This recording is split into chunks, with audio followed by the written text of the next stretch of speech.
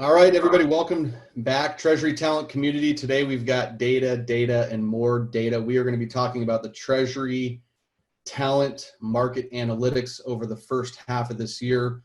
So thank you guys for being here again with us today, and we are just going to dive right in right now. Simon, what are you seeing in the hiring space in the Treasury market right now? What's going on? What's the movement like? Well, I mean, the crisis and coronavirus has definitely put a dampener on the economy, as we all know. So we've definitely seen a slow deterioration in the jobs that are out there actively in the market. Really, I would say, a slow deterioration. And then as we sort of hit June, the numbers and the analytics that we've got have really been a slap in the face, where you've seen a real deterioration in what's happened. But anecdotally, what we're sort of hearing in the market is there's still activity out there. There's still things that are happening, as you've probably seen from some of our postings. There's some pretty good jobs out there. It's just that the numbers, generally speaking, have pulled back a little bit. Maybe Scotty, how have you seen it? Yeah, I think similarly, and I think today we're going to talk a lot about what the numbers are telling us, but I think we can also make educated guesses about why that is. To my mind, it seems like Treasury groups are just slammed, and to your point, we're definitely seeing a bit of a slowdown, and to your point about June. A little bit more than maybe a slowdown in terms of the number of jobs that are being posted, but there's definitely still activity. And when I'm speaking with Treasury professionals on a daily basis, there's certainly no shortage of work to be done. So again, I think we may be taking, I don't want to say making assumptions, again, educated guesses today as to why we're seeing what we're seeing. But that would be, in terms of what I'm hearing anecdotally, kind of what I think is happening right now is, there's just a lot of work to be done, and hiring's been put a little bit on the back burner. Yeah, it's obviously crazy times, and obviously COVID's going to have, again, assuming it's probably some sort of an effect. And I think we've talked about on the little show here before about, this is the Treasurer's time to shine. So I'm sure that there's some truth to the fact these guys are, heads down, and those roles aren't actively being hired. And for those of you that are listening right now, we would be really curious as to what you're seeing in your own organization. Are you guys hiring these types of positions? Are you guys hiring in general? We would love your feedback in the comments below. But Joe, why don't you knock our socks off with some of that data you've gathered? Yeah. So the data. What the heck does it all mean? Let me put a little bit of meaning behind it. So what we do is we track job postings across 47 different markets across the U.S. And we have multiple data streams that come in. We include all that into a dashboard, and we analyze the data from month to month, quarter to quarter, market to market even. And so it's a lot of work, a very manually intensive process, but what it does is it gives us the entire picture. When we go to speak with clients or with job seekers, we understand the networking that we do and the conversations we have each and every day, that gives us the market intel from the job seeker side, and in most cases, the client side too. And all this does is help round it out. So we kind of match the two narratives up with data, and that truth is met in the middle by what we're seeing on both sides. So really what this is going to look like moving forward, we've been doing this for about 6 months now, since the beginning of the year. And we have trends all the way through the beginning of the year. And what we do is we take the average number of jobs posted outside of banking treasury. I want to be very specific about that. We don't do a whole lot within banking. Banks have huge treasury teams because they're tied to a P&L. So those can skew the numbers just on their own.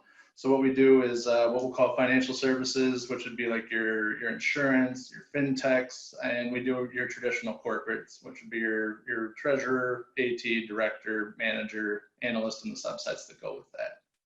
So that's what we're doing each and every month. It's our version of the month-end close. It takes a lot of time. I tend to disappear into my office for long periods of time without anyone hearing from me, but this is the result of all of that. So Based on the average that we calculated, and we're taking the average off of the first quarter before the pandemic hit. So when you look at the year as a whole, in January, we're down about 2.7% from the average of the first quarter in jobs that were posted. And when you get into February, you're down 3.2. So it's still manageable. You're within that, like a 5%, call it hit or miss ratio.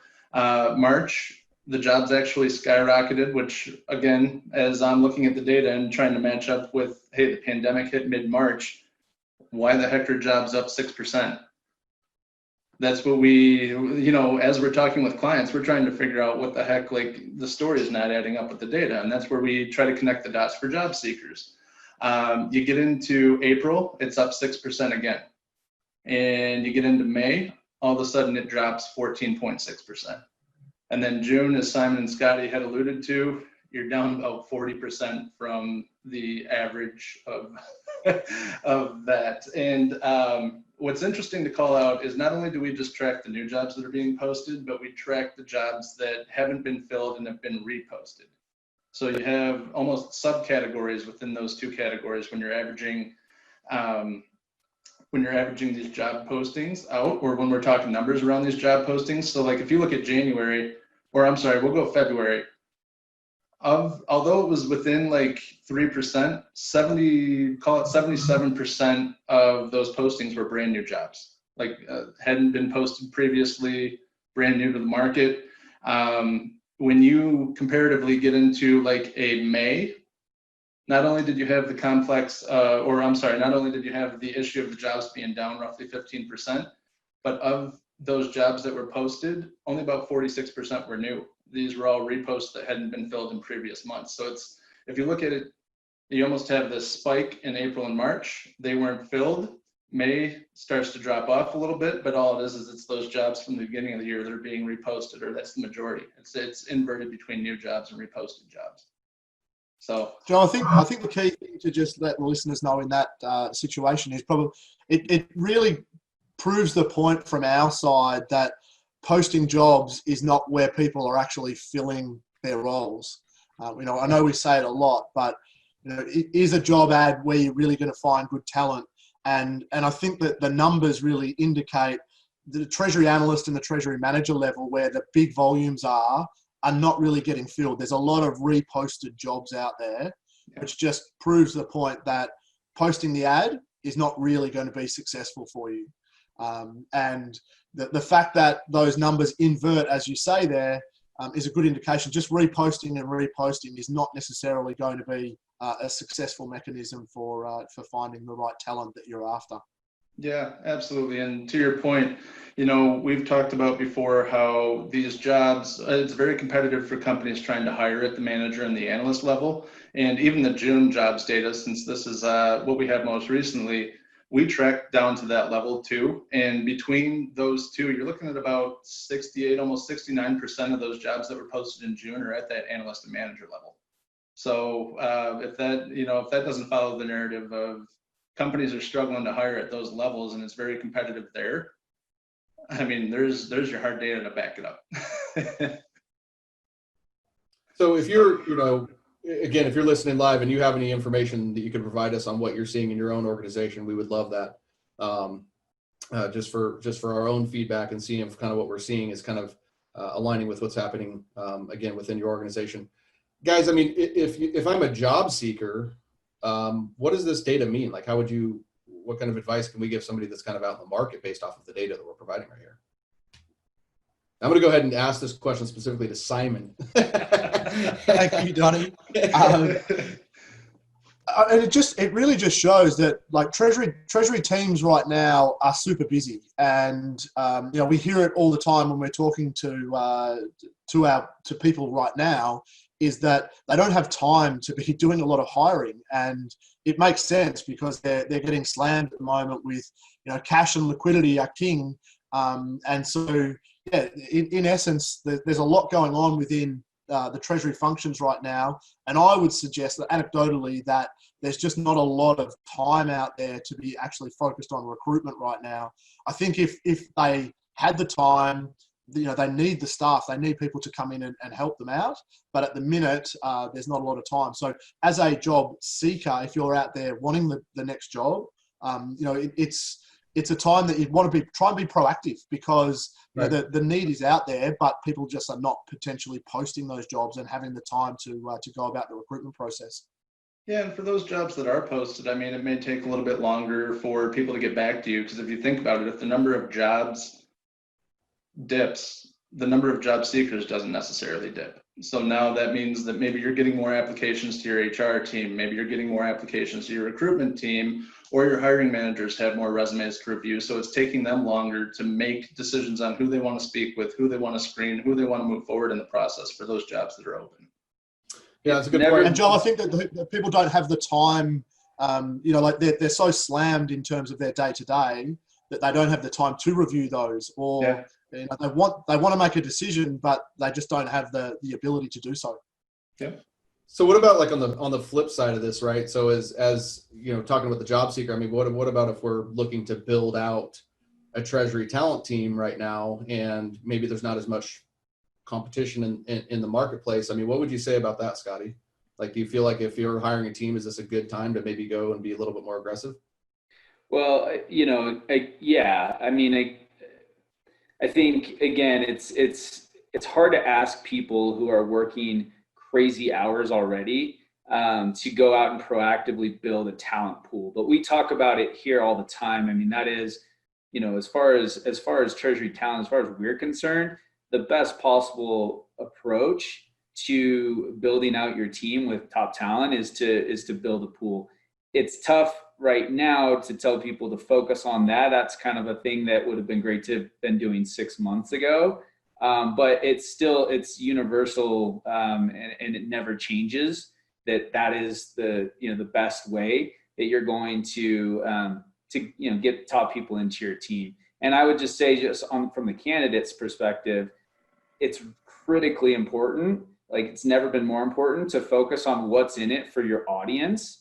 You should not be taking anybody's time unless you're adding value to them. So really just thinking about the value you can add and showing the value you can bring into a given job.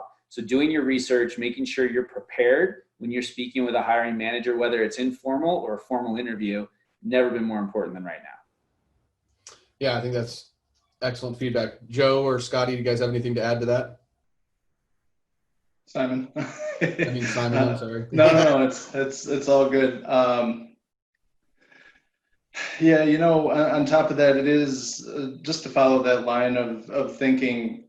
Treasurers know that they need the help on their team. That seems to be the resounding theme that I've had in conversations over the course of this pandemic is, hey, my biggest regret is I didn't push hard enough to make the business case for the additional headcount or for the investment in my TMS to make this easier right now. And it's never been more evident than right now. So, it's this, we will pull out of this at some point. And that's one of the caveats that I meant to throw out earlier, was that we haven't been tracking this long enough to match it up against anything historical, right? So what we don't know is this just a typical summertime lull? Is this just, is it the pandemic? Is it some combination of the two?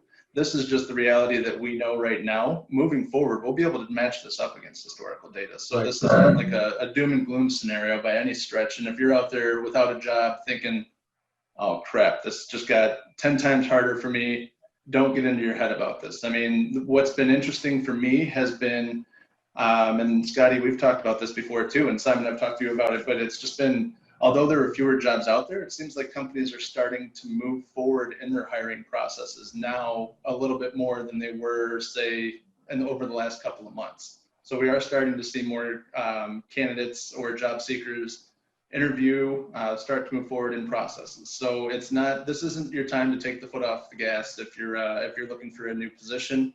It is a little bit tougher sledding than it might have been in months past, but hey, the things you can control are your attitude and your effort. Absolutely. And I think, like you say, Joe, the hard thing for us to really know at the moment is what's the seasonality side of this versus the market side of this. And again, anecdotally, I would think we're right in the midst of summer season now. And generally speaking, things really close down over that summer period. in terms of hiring. So my gut feel on it is that, June and July, we should see that slow down, and then towards the back end of August is when everyone's back again and things will start to move. Yeah, we got a really good comment from Joby, and he just said, my thoughts based on what I've heard is that many companies and hard-hit industries instituted, cost-saving measures such as furloughs and salary decreases. These may still be in place, and until they're, removed, hiring of new employees will likely be put on hold. And obviously that's a big part of that. So thank you for that comment, Joby. When you include all the factors we've talked about, I mean, there's, obviously, can any of us prove it on here? No, but I think COVID obviously at some point is taken, going to take a little bit of a toll. You throw that on top of what we just talked about in terms of, summer season and typically being, just a slow hiring environment in general. That's what we're going to see. And just got another comment in from Tony Barker here. A lot of my networking in San Francisco indicates a lot of hiring freeze is still on. So love the feedback. Thank you for that as well, Tony. And yeah, I mean, I think that's in certain industries, that's certainly going to be the case. And, there's others that are going to have, a little bit more demand. And then there's also, just natural turnover that happens, right? Demand or no demand or pandemic or no pandemic, there's just natural turnover that are going to happen in organizations. So great and just feedback. go back to those numbers again, Donnie, again, as we start to track this and we get 12 months of data, we'll be able to prove this a little bit better. But generally speaking, when you come back from Christmas, January tends to be a little bit slower than what February is. March tends to be a month where there's a lot more happening, and that leads into April. And that's pretty much what the data that Joe just showed us proves is, if you put it on a scale there, January, a little bit quieter, February picks up, March is busy, April's busy, and then it sort of tails away into the summer. And those numbers are definitely showing us that exact trend. But obviously we've got a pandemic that hit in March that's skewing some of that data to some degree. Yeah. And for those of you that are watching live, if anybody else has any feedback, around what they're seeing in the job market, we'd love the feedback. Thank you again, Joby and Tony, for sharing your perspectives on that. And also, at this point, as we're kind of coming close to wrapping this thing up here, let us know if you guys have any questions around the data, around, anything in general when it comes to the Treasury talent market. And just kind of a, soft little shameless plug here. I mean, if it comes to building a team right now for you guys, I mean, that's exactly what we're here to help people do in the Treasury talent, is to align with your company and partner with you to help you build out a Treasury talent team, whether that's, one individual or several individuals. So if you are in this kind of a situation right now and you need to, help, we would love to, give you any free advice we can and even possibly partner up with you. So I just got a comment in from Leanne. I've encountered the same as Tony. A lot of companies are relocating resources for special projects. Tanya, how you doing, Tanya? I have a feeling that people start realizing that COVID situation is going to be the reality for many months to come. So they just go ahead with the positions that they had on hold since March. So yeah, I think that because this is going to be a new normal, I think that at some point the companies that are in a good, healthy financial position would probably be in a little bit more of a play to, embrace this new normal and go back into attracting talent. What do you guys think about that? Donnie, that's a really good point. I've actually had a number of clients that have come to me, particularly, ironically, healthcare related. I've definitely seen it where, they've come through this and said, we're good. We've come out of this where our numbers look fine. We're seeing this as a really good opportunity to potentially upskill some of the roles that we've got and get hold of some talent that has found themselves on the wrong side. So, yeah, I think that there are definitely businesses that are seeing it opportunistically as a good time to hire because there are people that wouldn't normally be around who have, in a company that perhaps hasn't gone so well and they're looking to make a move. So, yeah, I've definitely had conversations with a number of companies that would say exactly that. And please, we're not endorsing banking on a pandemic and layoffs as a valid recruiting strategy. So if that's what you're banking on, please give us a call so we can talk through this, because that's that just goes down a really slippery slope. Awesome. Well, thank you everybody for all the interaction and the feedback. That's very helpful for us, and we love that kind of interaction, and really, hopefully you guys are enjoying our little roundtable discussions here as much as we are. Before we kind of break this off, is, Scotty, Joe, Simon, in that order, does anybody have any kind of final thoughts they want to throw out there? Yeah, on a separate but related note of your soft, shameless plug, we recognize too that our business has to evolve, at least for the time being, given what's happening right now. For me personally, this data is really important because my intuition, I've found, is not always aligned with what the actual hard numbers say. And in that, for that reason, we're pivoting a little bit. We're still sticking with our core business, but we've added to that a virtual networking event. I think we may have mentioned it in this forum already once, but I just want to bring back attention to the fact that in August, we're going to have was it the 11th through 13th, right, Simon? We'll have a virtual networking and careers event. We're really excited about the treasurers that are coming to speak, and we're really excited about the technology that we're going to be able to use to give people the opportunity to network with one another. Again, just trying to add value to the community where it's different and hard right now. So yeah, I think, like I said, separate but related, wanted to make mention of that today. Yeah, thanks. We've also, the other thing to add in, like we've got a lot of data, we've got a lot of information that we've pulled out. We don't want to bore you with it all in this situation. So if you want to know a little bit more about what's happening in the market, just reach out to us, and we're happy to share what's going on. But we can tell you what we're hearing, and we can also back that up with some hard data. So if there's anyone out there who wants to know a little bit more, please just reach out. We're happy to share that. Yeah. And watch this as I bring both their comments together. With it being such a tough job market, we talk about networking all the time. That networking event, part of the reason why we're doing it is because it is a perfect opportunity to expand your horizons, not only in your own market, but globally. So why not start to build out that network? You never know who you're going to run into. It is a very cool platform. There will be more information on it in the coming weeks, but it's, I don't want to steal Simon's thunder on that. And then to what Simon said, yeah, we all have access to this data. If you want to dig into it further with us, more than happy to have a phone conversation, but that's also the reason why I'm going to be launching this newsletter that I had mentioned a couple weeks ago. This is the information that I'm going to start covering on a monthly basis, among other things. So again, just trying to inform and educate you, the Treasury Talent community, in any way that we can. So if you have an interest in that newsletter as well, please let us know, or please let me know. I'm more than happy to add you to that distribution list. And this is this quarterly update is something that we'll do on the Facebook live chats quarterly. Excellent.